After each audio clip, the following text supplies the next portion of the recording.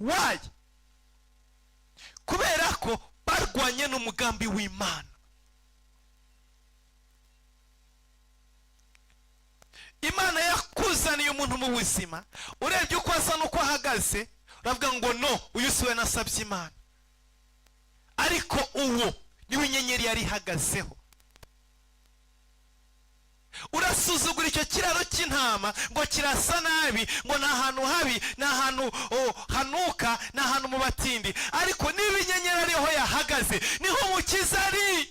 Haleluya. Ntabwo inyenyeri yoba, ntabwo inyenyeri igendera ku marangamutima. Iyi nyenyeri ya Yesu Kristo, iyi nyenyeri y'umwami w'abami, ntabwo igendera ku marangamutima. Nefa. Ntabwo igendera ku marangamutima. Aho ihagaze niho umwami ari.